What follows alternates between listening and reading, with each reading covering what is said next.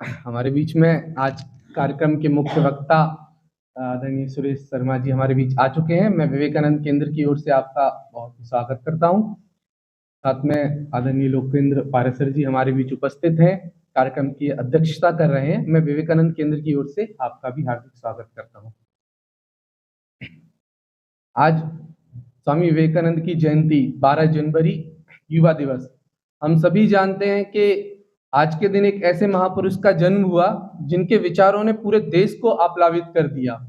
पूरे विश्व में जाकर उन्होंने जो सनातन संस्कृति का डंका बजाया और लौटकर भारतीयों को जो लताड़ा कि उठ जाओ और जाग जाओ, अपने लक्ष्य को प्राप्त करने के लिए लग जाओ, और पूरी दुनिया में हिंदू संस्कृति का परचम किया। ऐसे विवेकानंद जी जिन्होंने उस समय भारत के सोए हुए स्वाभिमान को जगाया, और उन्हीं के विचारों को लेते हुए विवेकानंद केंद्र आज समाज में कार्य कर रहा है। विवेकानंद केंद्र का कार्य स्वामी विवेकानंद के विचारों के इर्द गिर्द ही है, इसीलिए हम प्रतिवर्ष 12 जनवरी को स्वामी विवेकानंद जयंती मनाते हैं। इसी कार्यक्रम के उपलक्ष्य में यह विवेकानंद केंद्र के माध्यम से आयोजित कार्यक्रम, इसमें आप सभी का स्वागत है। कार्यक्रम को आगे बढ़ाते हुए मैं गीत के लिए दीदी से निवेदन करता हूं कि दीदी आए और गीत लें।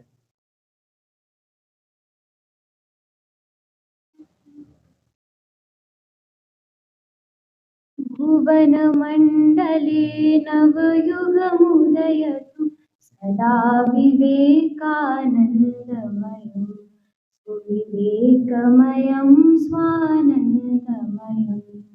भुवनमण्डले नवयुगमुदयतु सदा विवेकानन्दमयं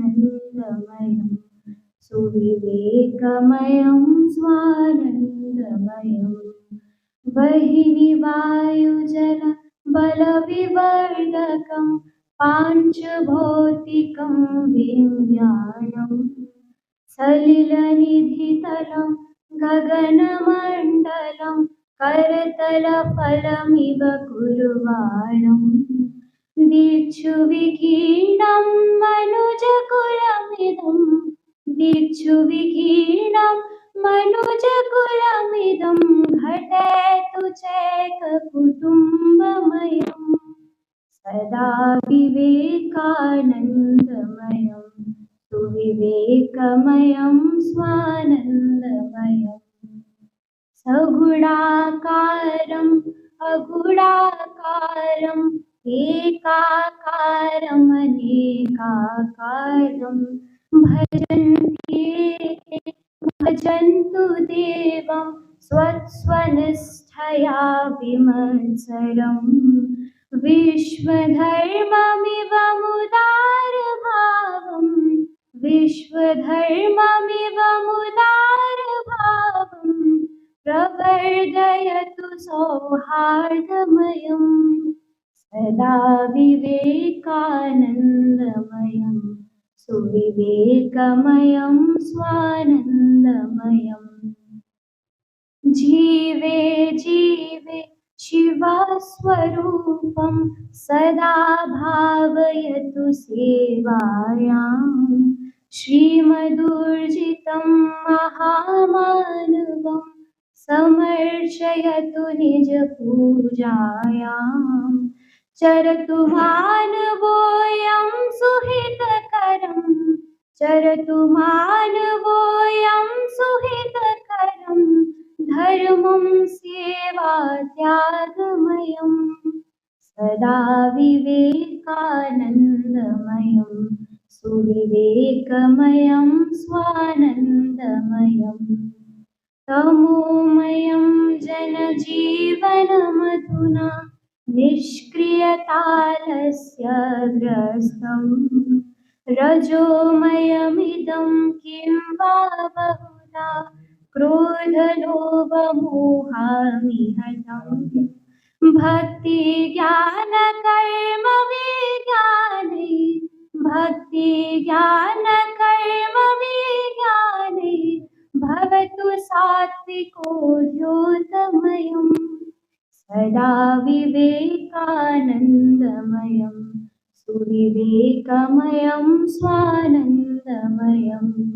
भुवनमण्डले नवयुगमुदयतु भुवनमण्डले नवयुगमुदयतु सदा विवेकानन्दमयं सुविवेकमयं स्वानन्दमयं सुविवेकमयं स्वानन्दमयम्।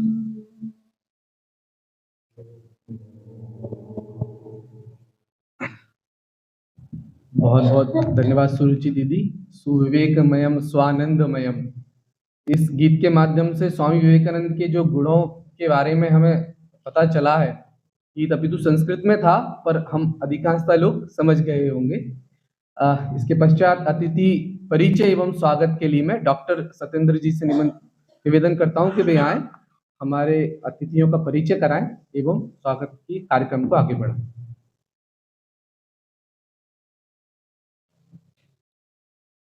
वंदे मातरम। आदरणीय श्री डॉक्टर सुरेश चंद्र शर्मा जी, आप पूर्व वैज्ञानिक हैं।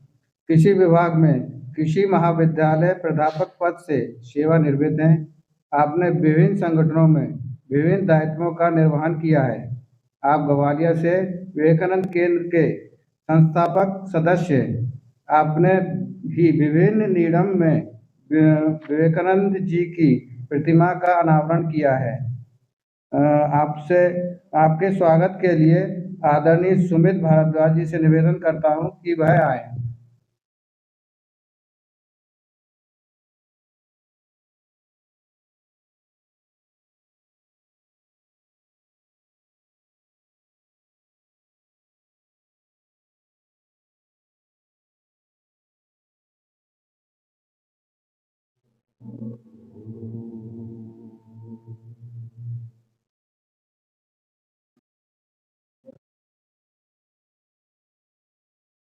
आदरणीय श्री लोकेंद्र पाराशर जी, आप स्वदेश में संपादक रहे। आप भाजपा के प्रदेश मीडिया प्रभारी रहे और अभी भाजपा के प्रदेश महामंत्री हैं। इनके साथ साथ वर्तमान में आप विवेकानंद केंद्र कन्याकुमारी नीडम प्रक्लब के संचालक हैं। आपके स्वागत के लिए आदरणीय सुमित भारद्वाज जी से निवेदन करता हूं कि वह आए।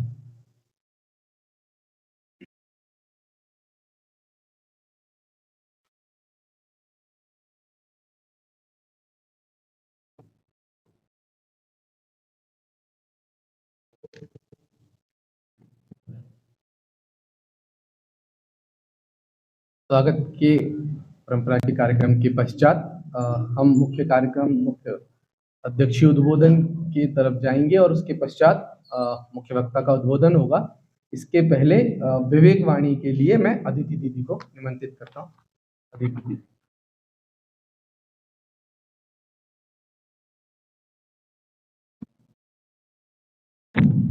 विचार ही हमारी मुख्य प्रेरणा शक्ति है। मस्तिष्क को उत्तम विचारों से भर दो। प्रतिदिन उनका श्रवण करो, प्रति माह उनका चिंतन करो। असफलताओं की चिंता मत करो, वे स्वाभाविक हैं, वे जीवन के सौंदर्य हैं। उनके बिना जीवन में रहे ही क्या जाएगा। यदि संघर्ष ना हो तो जीवन को पाने का उपयोग ही क्या। जीवन की कविता ही तब कहाँ रह जाएगी। संघर्षों की भूलों की चिंता मत करो। मैंने कभी गाय को झूठ बोलते नहीं सुना, किंतु वह केवल गाय है, मनुष्य नहीं। अतः इन सफलताओं की परवाह मत करो। अगर थोड़ा पीछे फिसल भी गए तो क्या हुआ। आदर्श को पकड़ने के लिए सहस्त्र बार आगे बढ़ो। यदि तुम सहस्त्र बार असफल हो जाओ फिर भी एक नया प्रयास करो। स्वामी विवेकानंद।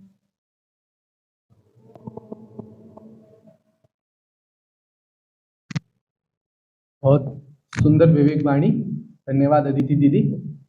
आज विवेकानंद जयंती है और इस उपलक्ष्य में हम स्वामी विवेकानंद के विचारों से परिचित होने वाले हैं और उनको जानने वाले हैं। आज के समय में आज हम देखते हैं कि कुछ समय पहले ही जियो की जो नेशनल कॉन्फ्रेंस हुई थी उसमें अंबानी जी ने स्वामी विवेकानंद का कोट करते हुए तो उनका प्रमुख कोटेशन है कि एक आइडिया लो, एक विचार अपनाओ, take up one idea, dream it, think it, live it वगैरह। जो पूरा उनका जो विचार है उसको लेकर उन्होंने पूरे बिजनेस कम्युनिटी को एक नया मार्गदर्शन दिया कि कैसे आपको कोई एक आइडिया लेते हुए उस पर अपना पूरा जीवन लगा देना है और वही सफलता का मंत्र है। तो ऐसे स्वामी विवेकानंद जिनका एक विचार आपका जीवन बदल दे, तो इन्हीं विचारों को विस्तृत रूप से जानने के लिए आज हमारे बीच में मुख्य वक्ता तो है ही, साथ ही हमारे बीच में लुपिन पारा सर जी हैं। मैं उनसे निवेदन करता हूं कि वे आए और अपना अध्यक्ष उद्बोधन दें।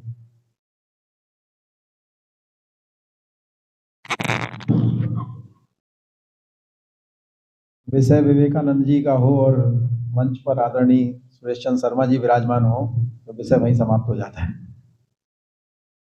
ऐसे हमारी सबकी श्रद्धा के केंद्र और इस प्रकल्प के संस्थापक आदरणीय सुरेश चंद्र शर्मा जी और उपस्थित भाइयों बहनों, मैं अभी सोच रहा था सुबह कि श्रद्धेय सुरेश चंद्र शर्मा जी आएंगे तो मैं क्या बोलूँगा, लेकिन आप संचालक महोदय, आपका धन्यवाद कि आपने अध्यक्षीय उद्बोधन पहले करा दिया, नहीं बाद में बोलने के लिए कुछ रहता ही। तो आत्मविश्वास डगमगा रहा था मेरा तो भाई साहब। मैं सोच रहा था सवेरे कि आज जो परिस्थितियां देश की हैं, बाकी तो आदरणीय सुरेश चंद्र जी बताएंगे, विवेकानंद जी के चरित्र की व्याख्या उनके रहते मेरे पास वो अधिकार नहीं है, लेकिन मैं एक विद्यार्थी के नाते जितना समझ सका हूं और आज जो देश की परिस्थितियां हैं उसमें मैं सुबह लिख रहा था अपने ट्विटर हैंडल पर कि आज देश में जो आनंद है उसके पीछे विवेकानंद है। और जिस प्रकार से सोचना आज लोगों ने प्रारंभ किया है, जिस प्रकार से सांस्कृतिक अभ्युदय का जो कालखंड चल रहा है,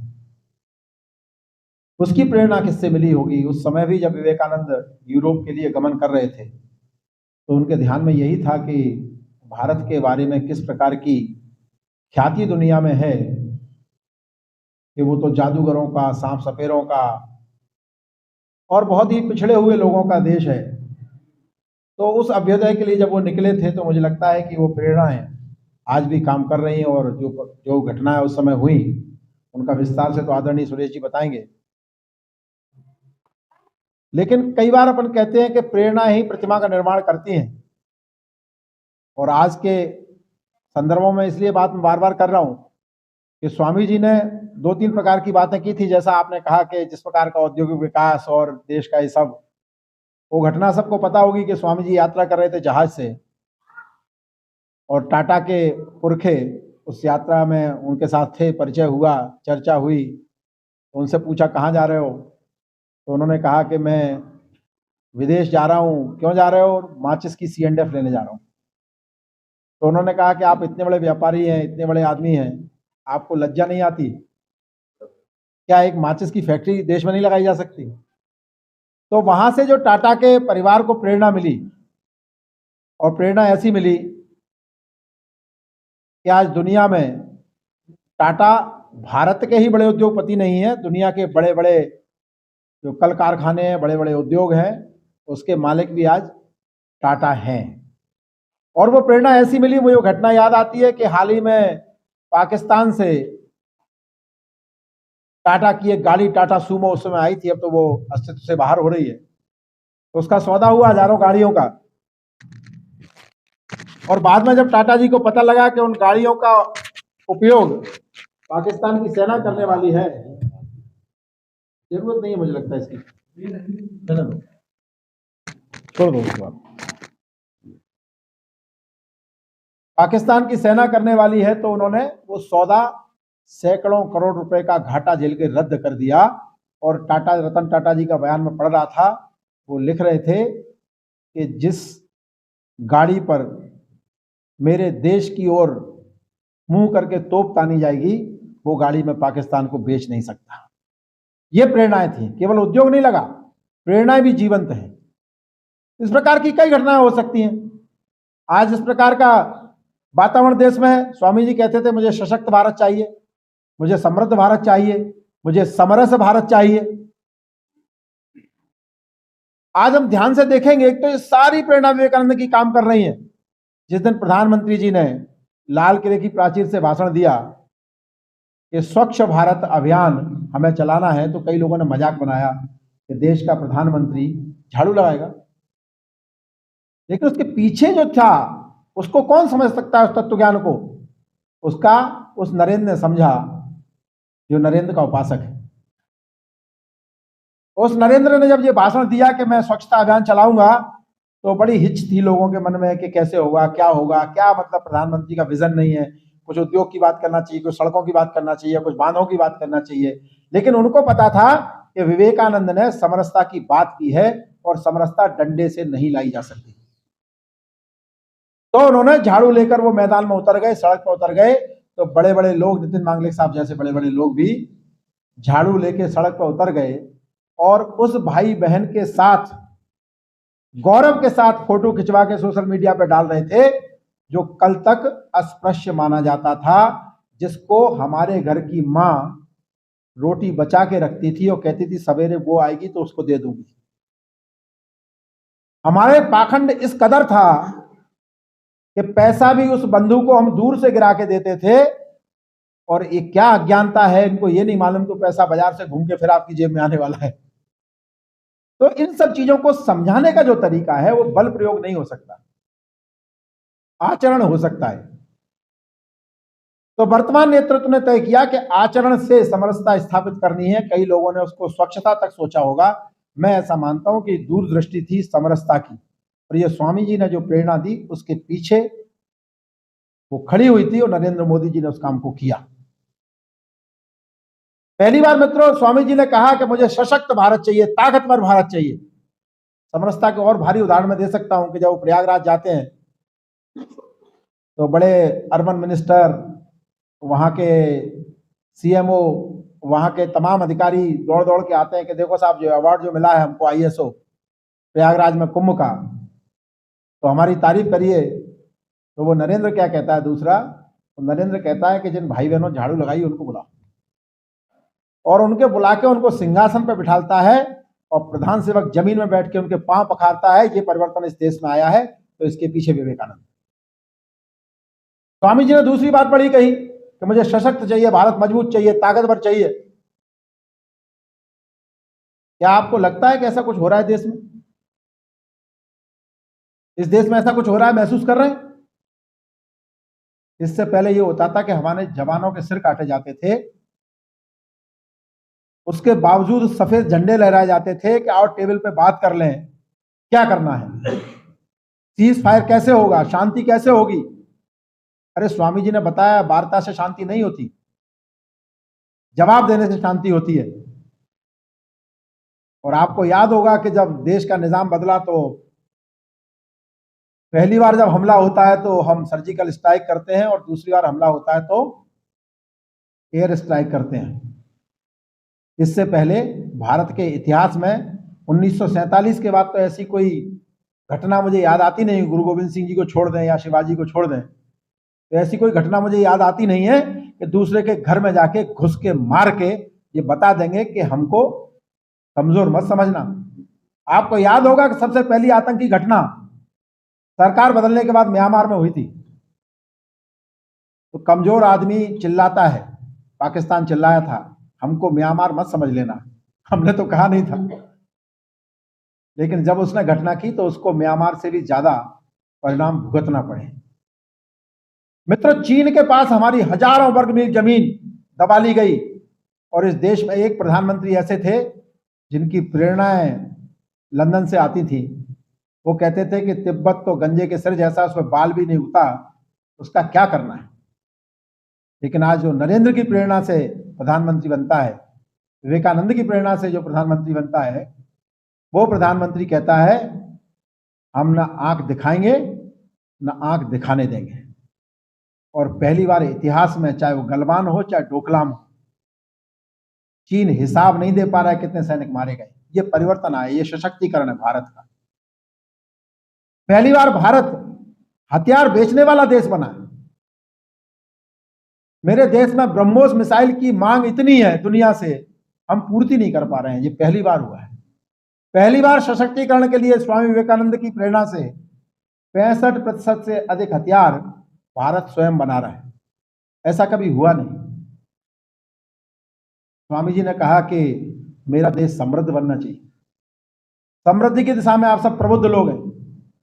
3रे नंबर की इकोनॉमी से 5वें नंबर की इकोनॉमी हम हो रहे हैं, और अभी आईएमएफ ने घोषणा की है कि भारत नंबर 1 की इकोनॉमी बनेगा आने वाले दिनों में। ये छोटी बातें नहीं है, इसके पीछे भी वही प्रेरणा है जो टाटा को उन्होंने दी थी। मैं चूंकि राजनीति में काम करता हूं, तो आप ऐसा मत सोचना कि मैं इसलिए स्तुति कर रहा हूं नरेंद्र मोदी जी की। लेकिन प्रेरणा के लिए जो काम करेगा उसकी स्तुति करना पड़ेगी। जिस प्रकार से छत विछत हमारे प्रेरणा केंद्र, हमारे साधना केंद्र, हमारे मेडिटेशन सेंटर किए गए थे, आज उनकी पुनर्स्थापना का काम, जिसे हम कह रहे हैं सांस्कृतिक अभ्युदय, आज इस देश में अगर चल रहा है तो उसके पीछे कौन है? उसके पीछे भी विवेकानंद है। ये जितने आह्वान उन्होंने किए थे वे सारे आज धरातल पर उतर रहे हैं, तो ये मुझे लगता है कि गौरव की बात है। और इसीलिए मैं कहता हूं कि जो व्यक्ति छोड़ता है उसका प्रभाव, उसका तत्व रूप कभी जाता नहीं इस दुनिया से। कई बार मैं बच्चों से पूछता हूं किसी बच्चों के कार्यक्रम में कि आप अपने दादाजी का नाम जानते होगे बेटा? तो वो कहते हैं हाँ हाँ जानते हैं, बड़े हिचक के कुछ बच्चे बोलते हैं। फिर उनसे पूछो दादाजी के पिताजी का जानते हो क्या? तो आधे से कम रह जाते हैं, 20% रह जाते हैं, तो बता पाते हैं। फिर उनसे पूछो कि दादाजी के पिताजी का जानते हो, तो मैं बता रहा हूं आपको, एक भी हाथ नहीं उठता। क्यों? क्योंकि दादाजी ने ऐसा कुछ छोड़ा ही नहीं समाज के लिए कि उनकी प्रेरणा से लोग उनकी स्तुति करते रहे। फिर मैं उससे पूछता हूँ विवेकानंद को जानते हो क्या?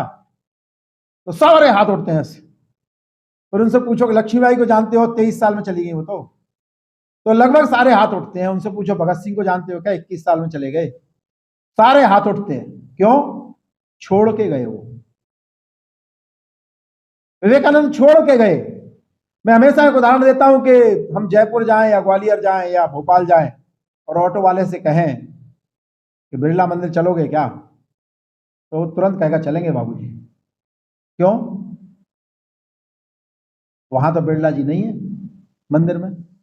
मंदिर में तो कहीं शिव है, कहीं विष्णु है, कहीं राम है, कहीं कृष्ण होंगे। अंदर जाके पता लगता है यहाँ बिरला जी की मूर्ति नहीं है।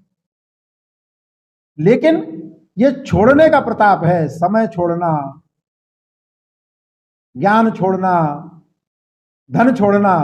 बिरला जी ने मंदिर बनवाए और छोड़ के चले गए, लेकिन बिरला जी वहां जीवंत हैं आज भी।